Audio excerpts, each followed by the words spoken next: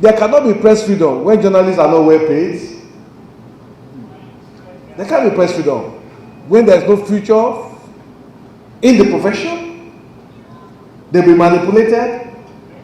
They'll be bribed by those politicians. And they will make you to do what is against the ethic of your profession. So we can only guarantee or say there is press freedom when every journalist is proud of his profession because he can pay his bills and he can live a decent average life. That is when Nigeria can say we have press freedom. But today if you look at it, who are the owners of the media houses?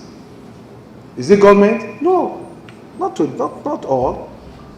We know there are some powerful people who own the media. Some of them will even dictate to you the story you should publish, or the picture, or the film, or the clip of whoever they want to see on their televisions or radio station. Now, that will bring us to the question of then how do we confront this problem?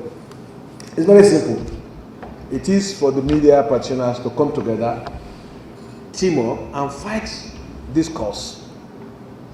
The cause is, when I was then we made an attempt to present a bill on qualification of who should be a journalist in Nigeria. The fact that you're a graduate of linguistics, thank God for it, that doesn't make you a good journalist. You can have a PhD in political science, that will not make you a good journalist. English language is not journalism. English language is just the foundation of journalism. No matter how good you are in linguistics, no matter your knowledge, it's like you have a solid foundation without a structure. The training you receive after your qualification in journalism is what provides the structure upon which the roof can stand. Today, I listen to radio, television, I read newspapers, and I see a mix-up of journalism, broadcast writing with print writing. Nobody talk about print writing anymore. There are things that you shouldn't write, put on pen as a journalist. The way we were trained. They said, look, these are broadcast writing.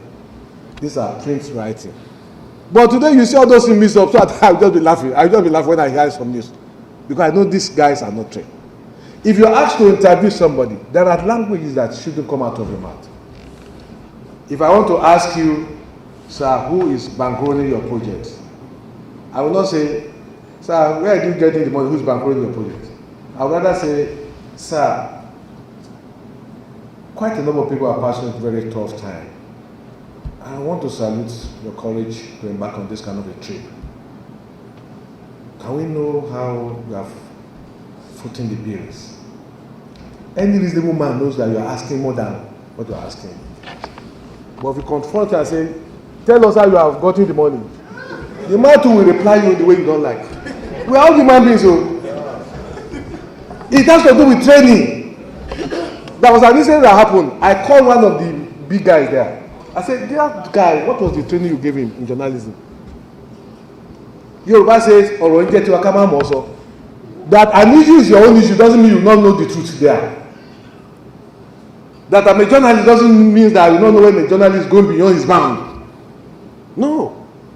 I'm not saying people should have hot temper and responding to issues. But we are not the same. We are not made the same. We are not the same stuff. Our temperament is not the same. One umbrella. The more you are, the stronger you are. Because I've seen a lot of associations. Some of them wanted to give me an award. I said, I don't take award. I don't take chief title. No, the only award I've received is the CON which the federal government gave to me. And I would finally tell you this, my colleagues, that when you are dealing with politicians, bear one thing in mind. That it's not all of them, all of the people who are politicians, are people who aspire to be statesmen.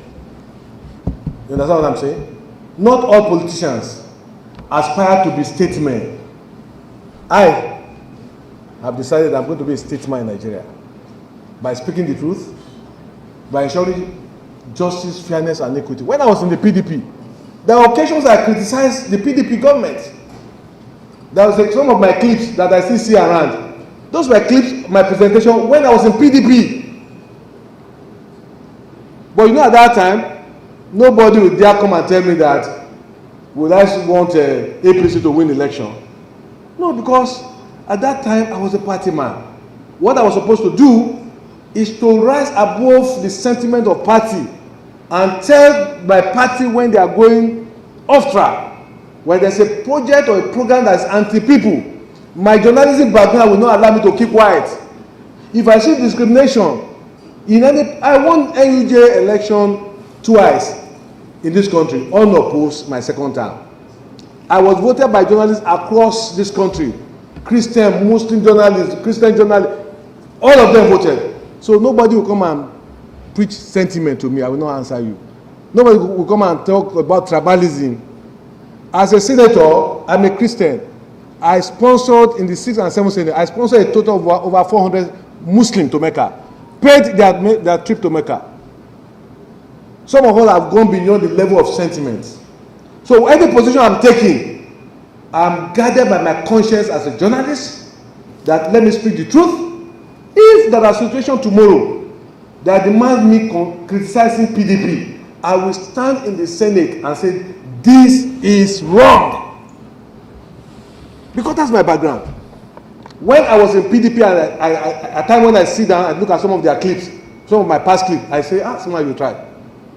There was a time we were telling them in PDP, oil is now $140 per barrel, $150 per barrel. We are not investing, no. I have the tapes.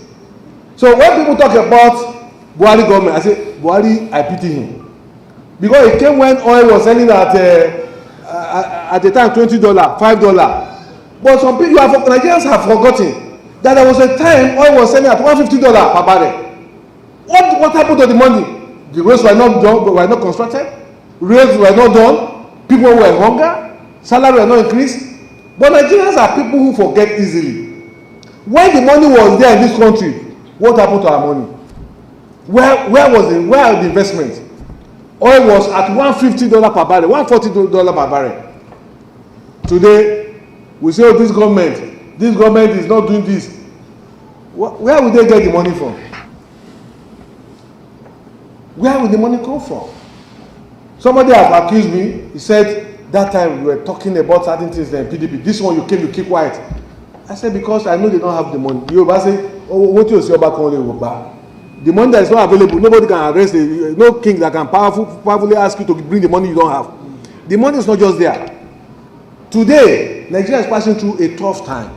And I said we're all going to our knees to pray. Next year may even be tougher. Because if you look at the figures, you know that the economy is not really improving. And it's a global problem. But notwithstanding, there are issues that had nothing to do with the economy. When it comes to an issue that borders on the peace and stability, unity of our nation, and I see my party or my government is not following the right track, I, Smart Ademi, will rise and say, no, please,